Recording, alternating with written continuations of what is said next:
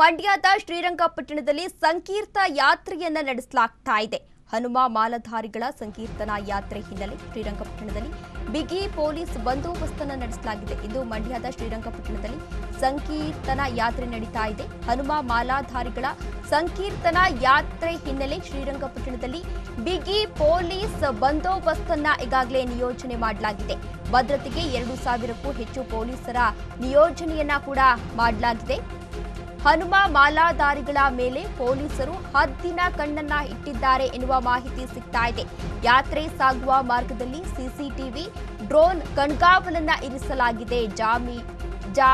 ಜಾಮಿಯಾ ಮಸೀದಿ ಸೇರಿ ದರ್ಗಕ್ಕೆ ಬ್ಯಾರಿಕೇಡ್ ಅನ್ನ ಹಾಕಿ ಭದ್ರತೆಯನ್ನ ಮಾಡಿಕೊಳ್ಳಲಾಗಿದೆ. ಯಾವುದೇ ಅಹಿತಕರ ಘಟನೆ ನಡೆಯದಂತೆ ಕಾಕಿ ಈಗಾಗಲೇ ಕಟ್ಟೆಚ್ಚರಿಕೆಯನ್ನ ನೀಡಲಾಗಿದೆ ಎನ್ನುವ ಮಾಹಿತಿ ಸಿಗ್ತಾ ಇದೆ. ಇಂದು ಮಂಡ್ಯ ಜಿಲ್ಲೆಯಲ್ಲಿ ಒಂದು ಸಂಕೀರ್ತನಾ ಯಾತ್ರೆ ಕೂಡ ನಡೀತಾ ಇದೆ. ಹನುಮ ಮಾಲಾಧಾರಿಗಳ ಮೇಲೆ ಪೊಲೀಸರು ಹದ್ದಿನ ಕಣ್ಣನ್ನ ಇಟ್ಟಿದ್ದಾರೆ ಎನ್ನುವ ಮಾಹಿತಿ ಕೂಡ ಸಿಗ್ತಾ ಇದೆ.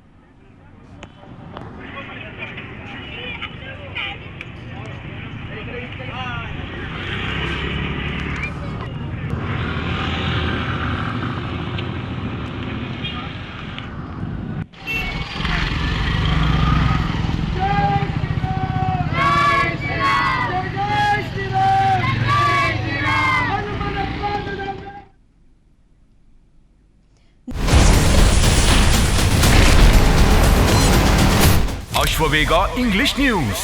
Coming soon. Your channel, your voice, your trust.